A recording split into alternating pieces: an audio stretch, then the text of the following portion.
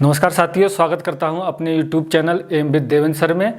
आज का हमारा टॉपिक है मनु। चूँकि मनु में हम एक वीडियो पहले बना चुके हैं, लेकिन उसकी कुछ चीज़ें छूट चुकी थी, तो लिहाजा इसलिए मैंने दूसरा वीडियो बनाया है ताकि हम मनु को कम्प्लीटली अध्ययन उसका हम कर सकें। तो चलिए शुरू करते हैं आज का वीडियो। आज का जो टॉपिक है हमारा परराष्ट्र नीति, जो मनु की जो परराष्ट्र नीति है, यानी कि अंतर्राष्ट्रीय संबंध में दूसरे देशों के यानी कि दूसरे राज्यों के साथ किस तरीके से संबंधों को संचालित करना है। तो उसके लिए उसने दो सिद्धांत दिए थे, एक है षड्गोण नीति और दूसरा है मंडल सिद्धांत। आज हम मंडल सिद्धांत की ही चर्चा करेंगे।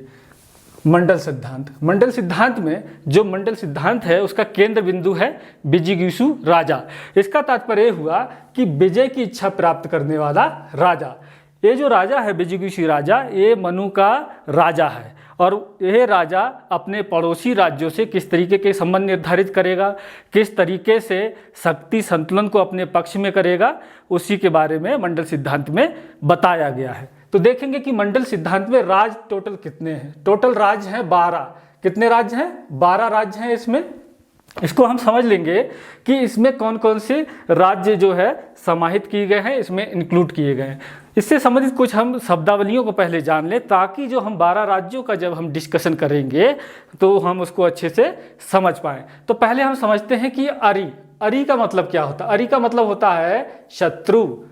अरि का मतलब होता है शत्रु। दूसरा है पार्श्वनिग्रह। पार्श्वनिग्रह का मतलब होता है पीठ का शत्रु।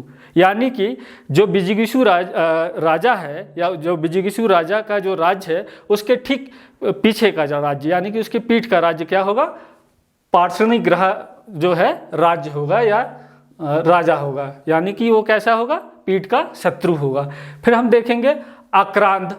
आक्रांत का मतलब होता है पीठ का मित्र। ठीक हो गया, पीठ का मित्र आक्रांत का मतलब। फिर होता है सार। सार का मतलब भी क्या होता है? मित्र होता है। तो ये चीज़ हम समझ गए हैं जो इसकी शब्दावली है। अब जब हम ये शब्दावली समझ चुके हैं तो जो मंडल है, मंडल सिद्धांत है, इसके जो 12 राज्य हैं उसके बारे में हम अच्छे से समझ पाएंगे। हम यहाँ देखेंगे, चूँकि जैसा कि मनु ने बताया है कि जो बिजिगीषु राजा है वही मंडल सिद्धांत का क्या है? केंद्र बिंदु है। तो बिजिगीषु राजा क्या है? ए है, यानी कि विजय की इच्छा प्राप्त करने वाला राजा, महत्वाकांक्षी राजा, जो अपने राज्य की सीमा का विस्तार करे और जो शत्रु राज्य हैं उनको कमजोर करे और जो मित्र राज्य हैं उनसे अपने संबंधों को मजबूती से बनाए रखे। तो यहाँ ध्यान रखना है, जो बिजिगीषु जो राजा है उसका जो मुख है, उसका जो मुंह है वो इस तरफ है और उसकी जो पीठ है वो इस तरफ है। तो इस आधार पे हमें समझना है, यानी कि उसका जो बिजिगीषु राजा है उसका मुख इस तरफ है, इस तरफ है, इस साइड में। ठीक है, तो पहले हम समझ लेते हैं कि बिजिगीषु जो राजा है या राज्य है वो यहाँ पर पहला राज्य हो गया। अब देखेंगे उसके ठीक सम्मुख यानी कि उसके मुख के सामने कौन सा राज्य होगा? वो होगा अरि। अरि यानी कि उससे जो लगती हुई सीमा होगी वो किस राज्य की होगी? शत्रु राज्य की होगी। ठीक है ना, उससे लगती हुई सीमा किसकी होगी? शत्रु राज्य की होगी। अब हम देखेंगे कि शत्रु राज्य के ठीक बाद वाला कौन सा आएगा? अरि शत्रु। अरि शत्रु का मतलब हुआ, चूंकि जैसा कि आप जान रहे हैं कि अरि का मतलब शत्रु हुआ और शत्रु का शत्रु क्या होगा? मित्र होता है। तो यानी कि बिजिगीषु जो राज्य है उसका मित्र कौन सा होगा? उसका मित्र होगा अरि शत्रु। फिर अगला हम चलते हैं अरि मित्र। यानी अरि का मतलब मैंने बता दिया कि शत्रु, और जो मित्र है यानी कि उसका दोस्त, यानी कि जो अरि राज्य है उसका मित्र। जो अरि राज्य का जो मित्र होगा वो बिजिगीषु का क्या होगा? शत्रु होगा। ये ध्यान रखना है। ठीक है, यहां तक समझ गए होंगे। अगला आगे हम चलते हैं अरि शत्रु। अरि शत्रु से तात्पर्य हुआ कि जो शत्रु राज्य है उसका जो शत्रु होगा वो बिजिगीषु का क्या होगा? मित्र होगा। ये समझ गए होंगे।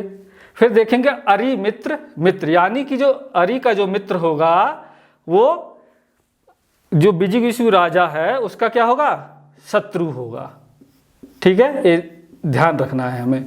तो हमें यहाँ डिस्कशन कर चुके हैं कितने राज्यों की? बिजिगीषु, अरि शत्रु, अरि मित्र, अरि शत्रु और अरि मित्र। ये हमारे यहाँ पर डिस्कशन हो चुके हैं 6 राज्य। अब यहाँ पर हम चलते हैं इस तरफ। चूंकि देखेंगे आप कि जो मध्यम राज्य है, मध्यम राज्य की सीमा किससे मिलती है? बिजगिसु राज्य से भी मिलती है और अरि राज्य से भी मिलती है। तो इन दोनों राज्यों से जिसकी सीमा मिलती है वो क्या कहलाएगा? मध्यम राज्य। मध्यम राज्य जो है इन दोनों से शक्तिशाली राज्य होगा, ध्यान रखना है। मध्यम राज्य क्या होगा? बिजगिसु और अरि राज्य से क्या होगा? शक्तिशाली होगा। जैसा कि आप देख रहे हैं इसका क्षेत्र जो है ये रहता है, ठीक है। हम अगला देखेंगे, एक है उदासीन राज्य। उदासीन, ये जो मंडल सिद्धांत में सबसे शक्तिशाली राज्य होगा वो उदासीन राज्य होगा। ये क्या है? सबसे शक्तिशाली राज्य है, ठीक है।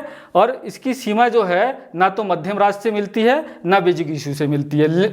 और ये उदासीन जो राज्य होता है इससे संबंध बनाए रखना बहुत ही आवश्यक होता है। चूँकि क्या है, ये अगर चाहे उदासीन राज्य तो ये तीनों राज्यों को एक साथ हरा सकता है, और चाहे तो है एक एक करके भी हरा सकता है या किसी एक की मदद कर सकता है।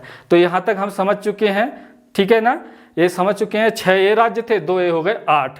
अब जो 4 राज्य बचे हैं उसके बारे में हम चर्चा करते हैं। अब देखेंगे पार्षणी ग्रह। जैसे कि मैंने बताया पार्षणी ग्रह का मतलब होता है पीठ का शत्रु, यानी कि बिजगिसु राज्य के जो ठीक पीछे राज्य होगा वो भी उसका क्या होगा? शत्रु राज्य होगा। ये ध्यान रखना है, ठीक है। अब हम देखेंगे उससे अगला राज्य जो होगा पार्षणी ग्रह के बाद में आक्रांत राज्य। आक्रांत का मैंने बताया था, आक्रांत का मतलब होता है पीठ का मित्र। तो ये बिजगिसु राज्य का क्या होगा? आक्रांत राज्य मित्र होगा, ध्यान रखना है। ये समझ गए होंगे। फिर है पार्षणी ग्रह सार, यानी कि शत्रु का मित्र। अगर कोई शत्रु का कोई राज्य मित्र है तो वो क्या कहलाएगा? वो बिजगिसु राज्य के लिए कहलाएगा शत्रु, ध्यान रखना है। यानी कि पार्षणी ग्रह सार जो है वो बिजगिसु राज्य का क्या कहलाएगा? शत्रु राज्य कहलाएगा, ठीक है। अब पार्षणी ग्रह सार के ठीक बाद वाला जो राज्य होगा वो होगा आक्रांत सार। आक्रांत सार का मतलब है कि पीठ के मित्र का मित्र। तो पीठ के मित्र का मित्र बिजगिसु राज्य के लिए कैसा राज्य होगा? मित्र राज्य होगा। ये हम समझ चुके हैं।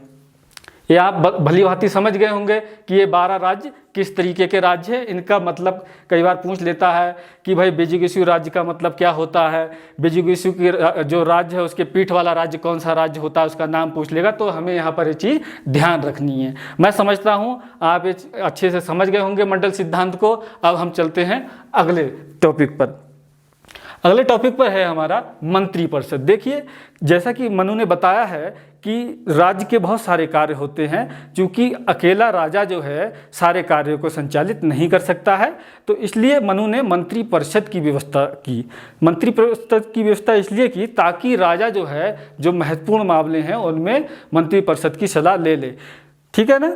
लेकिन मंत्रिपरिषद की सलाह मानना बाध्यकारी नहीं है, ध्यान रखना है।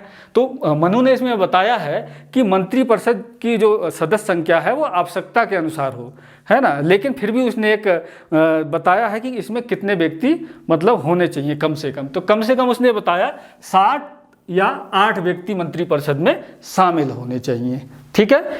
अब उसने ये भी बात कही कि इसकी योग्यता क्या हो। भाई जो मंत्री जो नियुक्त किए जाएं उनकी योग्यता भी निर्धारित की। इसने ये कहा कि एक कुलीन होने चाहिए, यानी कि उच्च कुल में जन्मा हो, यानी कि कोई शूद्र व्यक्ति मंत्रिपरिषद का जो सदस्य है नहीं बन सकता है। शास्त्र ज्ञाता हो, यानी कि जो शास्त्र हैं, जो विद्या के जो मूल ग्रंथ हैं उसका उसको ज्ञान हो। शूरवीर हो, यानी कि बहादुर हो। शस्त्र चलाने में भी निपुण हो, यानी कि उसको शस्त्र चलाना आता हो। और साथ ही साथ क्या हो? परीक्षित हो। परीक्षित का मतलब ये हुआ कि वो परीक्षा को उत्तीर्ण करता हो, है ना। जो एग्जाम कराया जाए उसको उत्तीर्ण कर लिया हो, ऐसा ही व्यक्ति क्या है मंत्रिपरिषद में शामिल हो सकता है, मंत्रिपरिषद का सदस्य बन सकता है। अब हम अगला चलते हैं, कानून और न्याय व्यवस्था। चूँकि मनु ने जिस समाज की बात कही उसमें कानून और न्याय व्यवस्था का बहुत बड़ा रोल था। चूँकि वो ये मान के चल रहा था कि ऐसे इस तरीके की परिस्थितियां हो सकती हैं कि लोग कुछ जो है समाज विरोधी कार्य करेंगे, तो उस पर किस तरीके से अंकुश लगाया जाएगा। तो ध्यान रखना है कि कानून का निर्माण कैसे होगा। जैसे कि अभी हम देखते हैं वर्तमान परिप्रेक्ष्य में अगर हम देखें भारतीय संदर्भ में, तो संसद कानून का निर्माण करती है। तो ठीक इसी तरीके से मनु की जो व्यवस्था है उसमें भी एक विधायिका है जो कानून का निर्माण करेगी, और विधायिका के लिए मनु ने परिषद शब्द का इस्तेमाल किया है, उपयोग किया है या उसका प्रयोग किया है, ध्यान रखना है। कानून निर्माण के लिए जो विधायिका है उसमें सदस्य संख्या कितनी होगी, इस पर भी चर्चा की है। तो सदस्य संख्या होगी कितनी, 10। ये ध्यान रखना है डिजिट। कई बार क्या होता है मंत्रिपरिषद और विधायिका को एक ही मान लिया जाता है, तो इस तरीके की गलती मत करना। मंत्रिपरिषद की जो सदस्य संख्या वो अलग है और विधायिका की सदस्य संख्या अलग है। अब बात कही गई है कि भाई न्याय कौन करेगा, तो देखेंगे मनु ने ऐसी न्याय व्यवस्था के बारे में चर्चा की है जिसमें बताया है कि जो सर्वोच्च न्यायाधीश होगा राज्य का वो होगा राजा। राज्य का सर्वोच्च न्यायाधीश होगा, लेकिन कुछ विवाद जो हैं या कुछ इस तरीके के झगड़े हैं उस पर डिसीजन जो है राजा अगर नहीं देना चाहता है तो उसमें वो न्यायाधीश नियुक्त कर सकता है। और न्यायाधीश कौन होगा, ब्राह्मण होगा और शूद्र कदापि नहीं होगा। तो शूद्र कदापि नहीं होगा का मतलब ये भी है कि ब्राह्मण के अलावा क्षत्रिय और वैश्य न्यायाधीश हो सकते हैं, यह आप समझ चुके होंगे। फिर है धर्म और दंड नीति। धर्म और दंड नीति, इस पर बहुत ज़्यादा फोकस मनु ने किया है। चलिए इस पर देखते हैं किस तरीके से उसने व्यवस्था की है। धर्म देखेंगे कि जो वर्तमान में जिस तरीके का जो धर्म का जो स्वरूप है उस तरीके का धर्म का स्वरूप मनु की जो व्यवस्था में नहीं था। इसमें क्या था, इसमें देखेंगे धर्म का यहाँ पर तात्पर्य है कि परंपरा और विधि, कर्तव्य है, समग्र संबंध, आचरण की संहिता, नैतिक नियम और राज्य के विकास के लिए, चूंकि राज्य का विकास तभी होगा जो ये जो नियम कानून है यदि उसका क्या होगा, आदर होगा और आज्ञा पालन होगा। यदि आदर और आज्ञा पालन अगर किया जाएगा इन कानूनों का तो व्यक्ति स्वतः ही जो है नियमों का उल्लंघन नहीं करेगा, और जब नियमों का उल्लंघन नहीं करेगा तो वो दंड का भागी नहीं बनेगा। यहाँ ये ध्यान रखना है धर्म के अंतर्गत जो है राजा को भी धर्म के अधीन माना गया है, यानी कि यदि वो भी अगर कोई विधि विरुद्ध कार्य करेगा तो उसके ऊपर भी कानूनी कार्रवाई होगी, ध्यान रखना है। अब है दंड नीति की बात करते हैं। ये जो क्वेश्चन है दंड नीति को लेकर जो एक कोटेशन है, मनुस्मृति की जो कोटेशन है ये एग्जाम में पूछी जा चुकी है, इसलिए मैंने इसको लिखा है कि दंड नीति विश्व को मर्यादित रखती है। यह समस्त बुराइयों को उसी तरह समाप्त करती है जिस तरह सूर्य अंधकार को करता है। ठीक है, एक कोटेशन है मनुस्मृति की। इसमें क्या कहा गया है देखेंगे, दंड नीति के बारे में मनु ने क्या व्यवस्था दी है। दंड क्या होना चाहिए, दंड का जो है अपराध के अनुपात में होना चाहिए, यानी कि अपराध जिस तरीके का अगर गंभीर अपराध है तो बड़ा दंड मिलना चाहिए और अगर तुच्छ अपराध है तो उस पर कम दंड मिलना चाहिए। और दंड का जो मूल उद्देश्य क्या है, मूल उद्देश्य है कि सार्वजनिक कल्याण हो, इसलिए दंड की व्यवस्था की गई है। यहाँ ध्यान रखना है उसने दो व्यवस्था और भी की हैं कि हत्या के लिए ब्राह्मण को किस तरीके का दंड मिलना चाहिए। हत्या के लिए ब्राह्मण के लिए उसने कहा है कि ब्राह्मण को देश निर्वासन का दंड मिलना चाहिए, यानी कि उसे देश निकाले का दंड मिलना चाहिए, उसे देश से निकाल देना चाहिए। फिर राजा के लिए क्या कहा गया है, चूँकि राजा दैवीय गुणों से युक्त है और उसका अपराध जो है एक सामान्य व्यक्ति की तुलना में बहुत ज़्यादा बन जाता है, चूँकि वो एक आदर्श राजा है, लोग उसको फॉलो करते हैं। यदि वो कोई ऐसा गलत कानून जो है काम करता है, कानून विरोधी काम करता है, तो उसके लिए एक सामान्य व्यक्ति की तुलना में ज़्यादा दंड का वो भागी बनेगा। तो उसको साधारण अपराध के लिए अगर देखेंगे, साधारण अपराध के लिए एक सामान्य व्यक्ति के लिए एक पौण का दंड है। एक पौण मतलब मुद्रा, पौण जो है वो मुद्रा है, तो साधारण व्यक्ति के लिए एक पौण का दंड है, वहीं राजा के लिए 100 पौण के दंड की बात कही है मनु ने। तो ये समझ गए होंगे कि राजा के लिए कितने दंड की बात कही है, 100 पौण की। ये भली बात आप समझ गए हैं। अब मैं बात करता हूँ कि मनु की सामाजिक व्यवस्था। मनु की सामाजिक व्यवस्था में उसने आश्रम व्यवस्था की बात कही है, आश्रम व्यवस्था के अलावा उसने 16 संस्कार की बात कही है और उसने वर्ण व्यवस्था की बात कही है। इसमें आश्रम व्यवस्था में उसने क्या कहा है, चूँकि ये जो 4 आश्रम होते हैं, ब्रह्मचर्य है, गृहस्थ है, वानप्रस्थ और संन्यास, उसमें उसने कहा है कि इन 4 आश्रमों के जो व्यवस्था है इसमें व्यक्ति को धर्म, अर्थ, काम और मोक्ष जो है इस लक्ष्य को प्राप्त करना चाहिए। ऐसे ही उसने वर्ण व्यवस्था में कहा है कि ब्राह्मण का कार्य है विद्या अध्ययन करना और अध्यापन का कार्य करना, क्षत्रिय का कार्य है रक्षा करना, वैश्य का कार्य है आर्थिक गतिविधियों को संचालित करना, और जो शूद्र है, शूद्र का कार्य है जो 3 ऊपर के जो वर्ण हैं उनकी सेवा करना। शूद्र के लिए उसने शूद्र के लिए उसने बंधुआ श्रमिक का नाम दिया है। बंधुआ श्रमिक, बंधुआ श्रमिक कहा है शूद्र को उसने, और शूद्रों के लिए उसने उस जो है उसके प्रति दुराग्रह रखा है और उसके प्रति जो है एक अन्याय का जो दृष्टिकोण अपनाया है, यानी कि उसके प्रति घोर जो है अन्याय की बात कही गई है। ये हम समझ चुके होंगे। स्त्रियों के लिए भी उसका कुछ इसी तरीके का जो है व्यवस्था है। स्त्री को वो पुरुषों की तुलना में क्या है, कमतर आंकता है। वो उसको जो है स्त्री को शिक्षा के योग्य भी नहीं मानता है। ये उसने बात कही है। उसने ये भी कहा है मनुस्मृति में कि एक स्त्री को बाल्यकाल में पिता के अधीन और जो युवा अवस्था में पति के अधीन और वृद्ध अवस्था में अपने पुत्रों के जो है अधीन संरक्षण में रहना चाहिए। ये बात उसने कही है। तो ठीक है साथियों, मैं समझता हूँ आपको ये वीडियो पसंद आया होगा। अगर आपको मेरा ये वीडियो पसंद आया है तो मेरा जो चैनल है एम विद देवेंद्र सर, इसको सब्सक्राइब कर लीजिए और वीडियो को ज़्यादा से ज़्यादा शेयर कीजिए, लाइक करें, कमेंट करें। All the best.